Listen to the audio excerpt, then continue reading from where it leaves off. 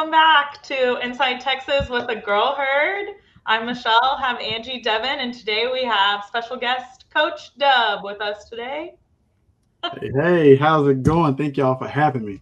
Yeah, I love that you're here. So, spring top 25 came out. We're done with the spring portal. How are we feeling about where we landed? Texas number 3.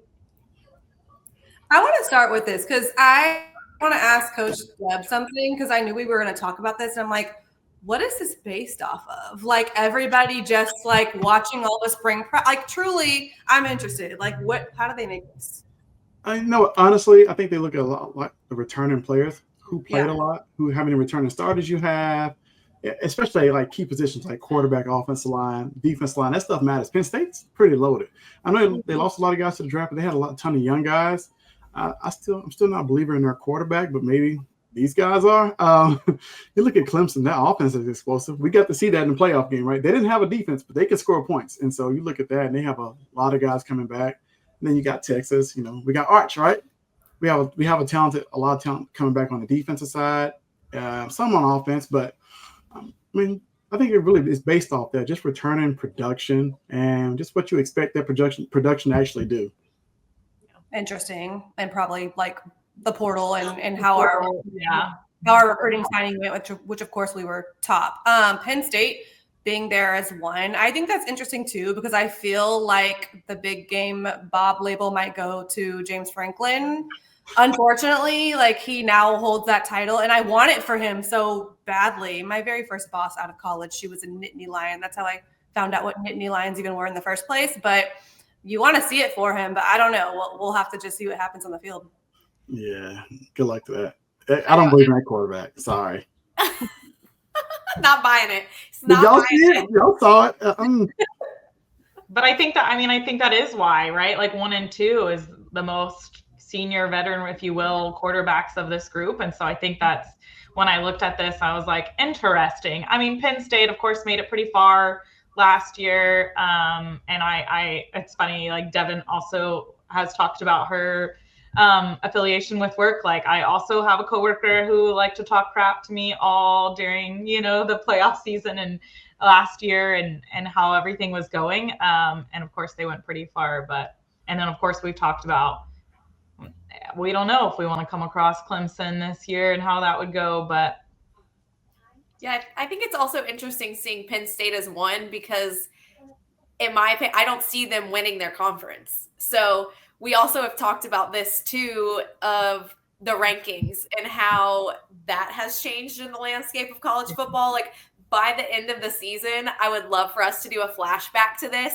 to see what teams actually land where, because again, like it's going to change so much from game one throughout the season and how people are going to develop and change on the field and what they're going to do. But I do like seeing Clemson at number 2. I think some of mine were a little bit, I think I could see LSU being a little bit higher too. They had such a good turnout with the portal and all the players that they got from the portal. Y'all know I also have a little like love biased, with LSU from my time working in athletics there. But nice. I can agree with some of these. Clemson does have a ton of returners coming, and Ohio State, do I think that they're going to be the same Ohio State we play in game 1 as they're going to be at the end of the season? No, which praise. I'm glad that we get them week 1, 2, like we did with Michigan, but it's going to be interesting to see. I'm like really excited as it's all going to shake out. Interesting. I think Bama might be too high. Like I think we might be surprised what happens to them throughout the season. And I also agree. I like LSU's position. I also like that they just signed that home and home with SMU. So shout out to SMU for putting themselves on the map last season and everything they accomplished. Yeah. And man, I wish it was 2026 in many ways because I'm just ready to play LSU. That's going to be a great time for us. Same. Yes. Hey, look, I look forward to that. I think the tailgate more than anything, but still, that's going to be a good time. That's what we mean too. We mean the tailgating, but obviously the game as well. That's what we've also said, which could be very scary, but with our 2 groups. If they don't give us a night game, like what is wrong with the TV deals, all the things? Because it needs to be. It needs to be. Yeah. Well, especially depending on the time of year. Y'all saw they like actually put it through legislation because last year that LSU game was so hot. Actually, Michelle was in attendance for that game. It was reported on, but the three of us, we go to a lot of the games, and like the hot games are just killing us. I'm pretty sure we all know the Ohio State game for us too is about to be that big noon slot, which I personally am not fond of. However, I think in a hostile environment, first game out of the gate, like you do want that slot in that term. So, it's interesting. Yeah, I'm not for the hot games. I've been to enough, played it enough. It's brutal. Early August, early September games is like, oh my gosh. Yeah. It's brutal, but we get Ohio State a good time. It usually doesn't get that hot in Ohio, right? That time of year. So truly. We were actually freezing at Michigan. Yeah, I was gonna say Michigan was actually pretty cold. Wow.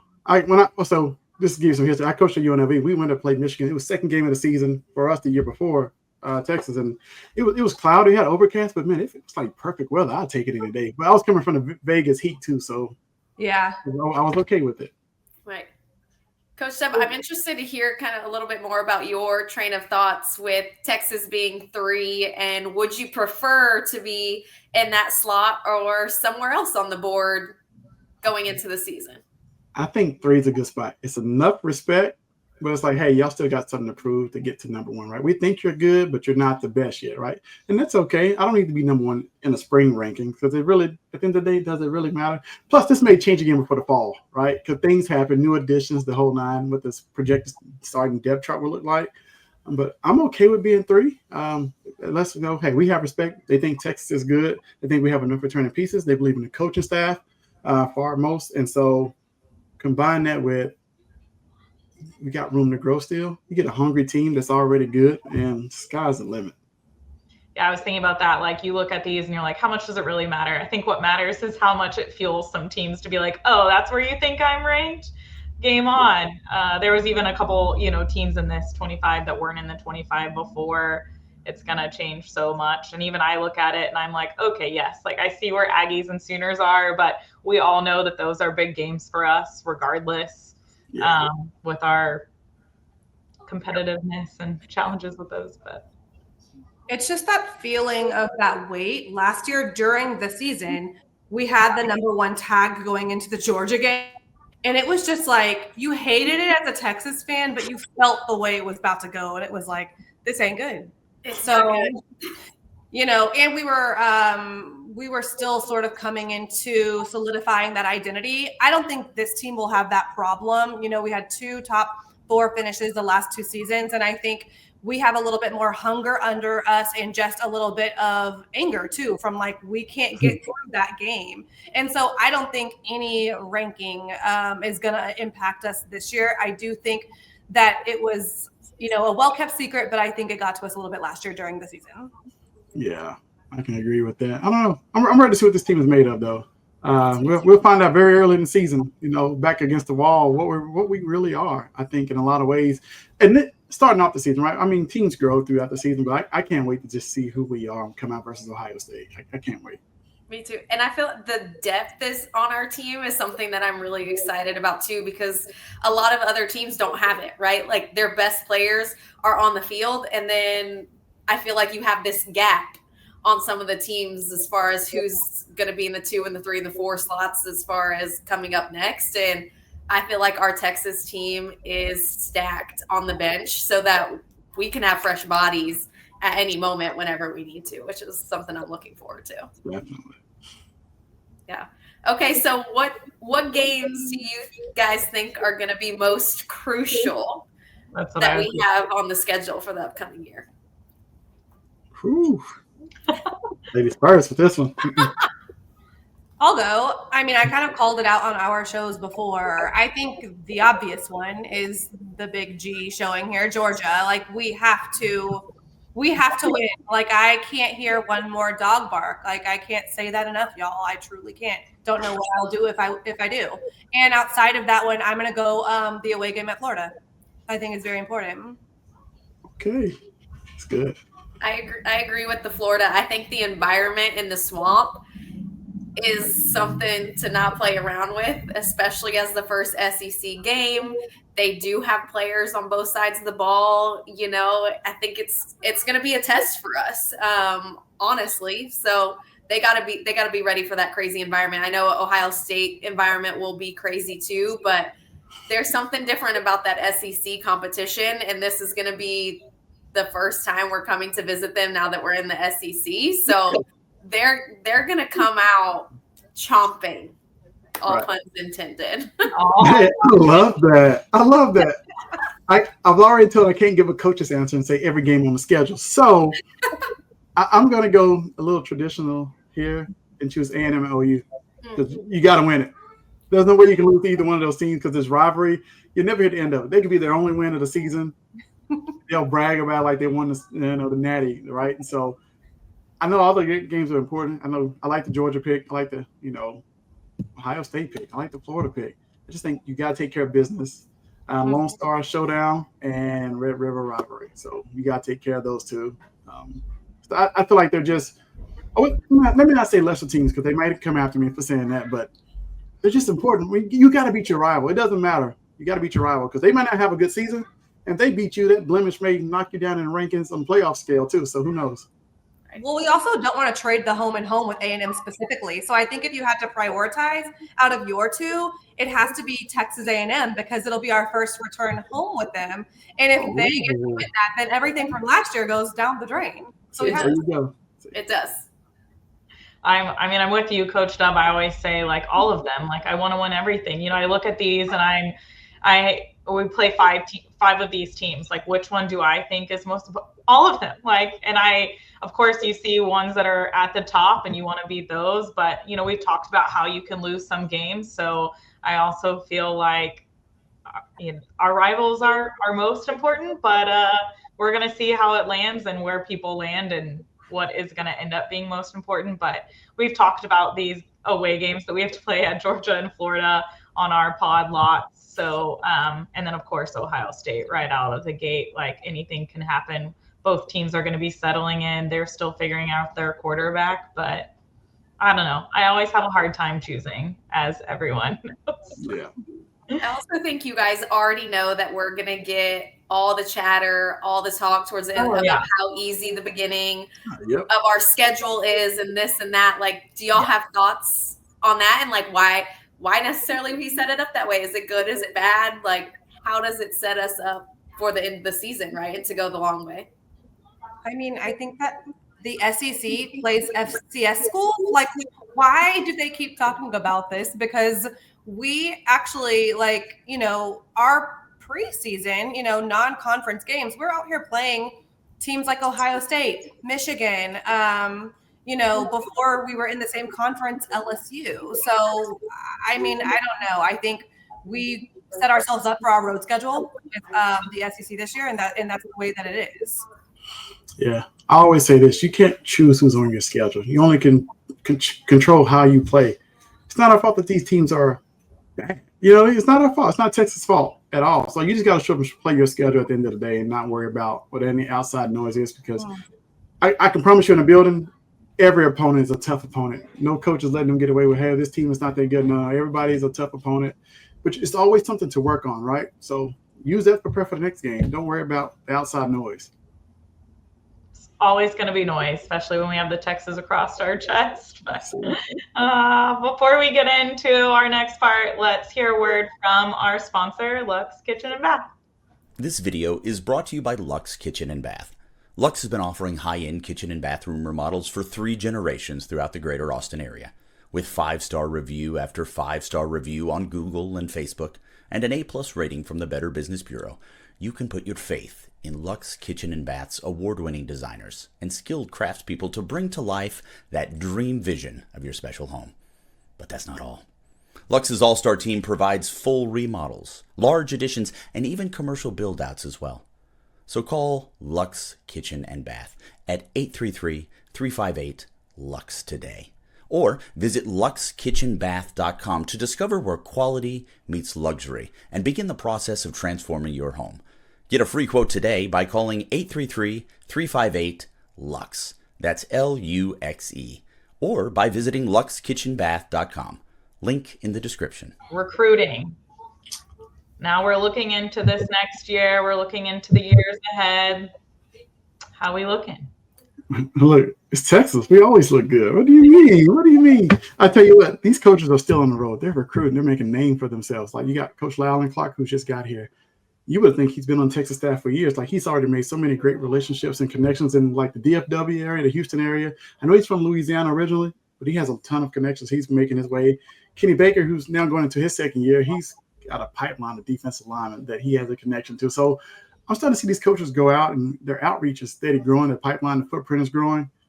You guys may see a ton of offers from a lot of out-of-state kids. Kind of let you know, Texas can recruit on a national stage and go out and get anybody, right? No recruit is safe. If you're in the state, we want you to stay home, but we'll go to neighboring states and take your players too, right? And so we got a few guys that we're after neighboring states, but the one thing I hear from these kids is they're just interested in Texas before Texas is even interested in them, right? Kids are just, their interest is piqued. They hear about Austin, right? The city. Everybody loves Austin. I love Austin, right? You have the football program with back-to-back years of semifinal game. I think we had the most players drafted over the past 2 years, right? They pay attention to that because that's everybody's goal. So recruiting is really looking up. I know we got the number one class last year, and honestly, things go right. We may have the number one class again this year. So that's how I feel. You can't also, I mean, they love the Lamborghinis that they see in all the videos. Angie's trying to get us, people to cover us all over again. But no, I love that take. We always talk about like what must go into recruiting, all these pieces falling, everything that coaches have to do. And then we always talk about how kids are like, well, no, Texas never looked at me, like never even tried. So I love to see that we always are like, we want stay home. Like we want guys from home as well, but obviously we want to make sure that it's all over and that we're targeting all of the above. We want the best of the best. Exactly. I'll say this. Coach Sark has done a great job. That recruiting staff is like phenomenal. All the off the field roles, people you never hear of, like they're doing a great job behind the scenes of identifying talent and scouting. Those are the people, on the computer, looking at huddle, reaching out to kids' DMs. And you probably know if you worked at athletics at LSU, you know how it goes, right? Crazy. They added on to that staff and made it a lot bigger, right? So the scouting department is bigger and it's able to break up in regions and sections and hey, okay, you got these kids over here, you got kids over here. It's a lovely thing. Like we're using all of our resources to our advantage. And so I think we're able to identify talent faster and then build a connection and pipeline to those kids and the parents and coaches a lot faster. So who do you think are like the next 3 kids that are going to commit or that are upcoming to pick Texas?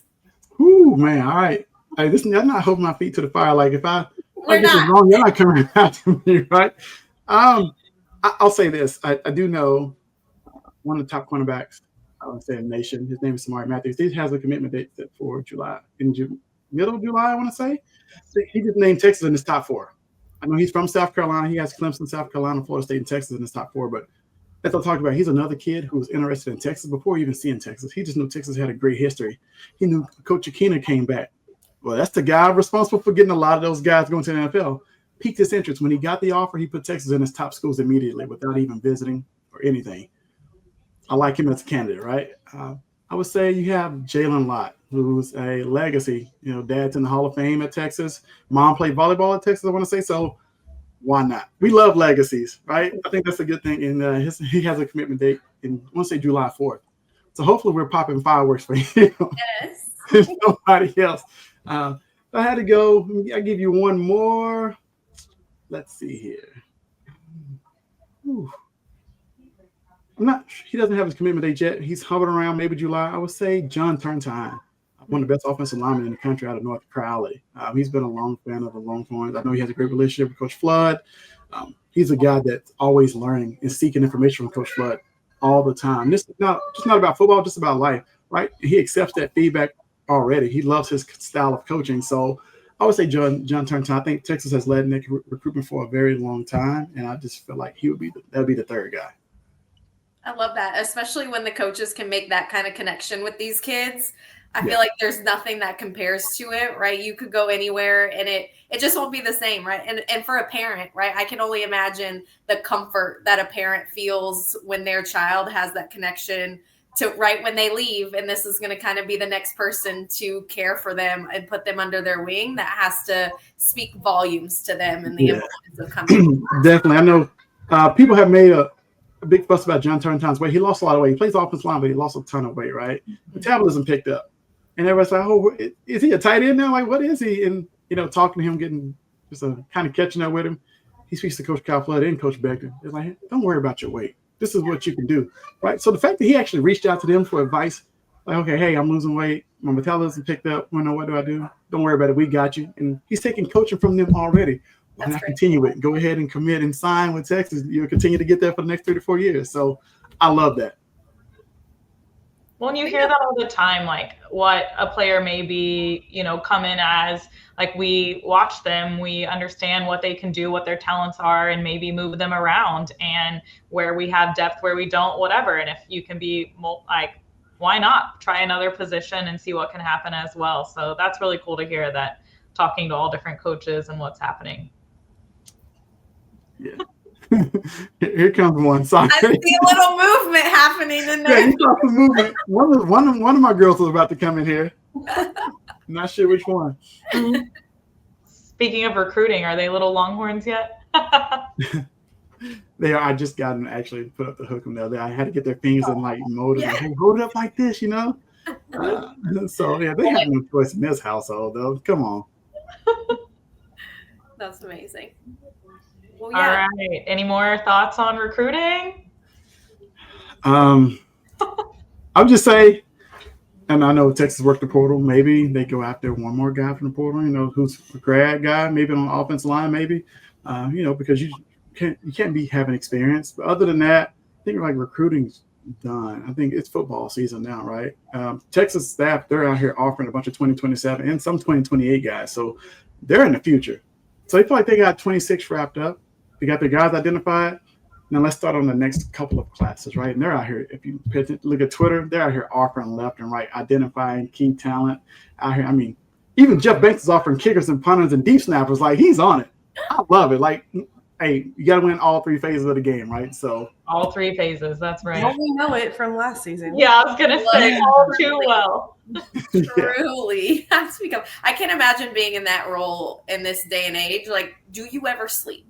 Like, it's insane. Oh no. Yeah. 5:30 midnight. Well, because coaches in there from 5:30 to like midnight most nights. It's like it never stops. There's no days off in coaching at all. No, not at all. Okay, well, we have a fun little segment that we're gonna do today, a little rapid fire question. So we're gonna start it off real easy breezy. So for game day, boots or sneakers? Ooh. Boots. Boots for me too. Yeah, I'm gonna go boots. Okay, boots for me too. Early versus a late game? Late. Late for sure. I like early. What? I'm going to also go late because, then I get to sleep in and have my time to tailgate and do all the things. I'm not going to say 2:30 though. Like, we got to talk about either late. Okay, at the tailgate, would you rather be eating breakfast tacos or barbecue? Oh, breakfast tacos. Barbecue. I don't know. I kind of want to say tacos, but then I just said late game. Yeah.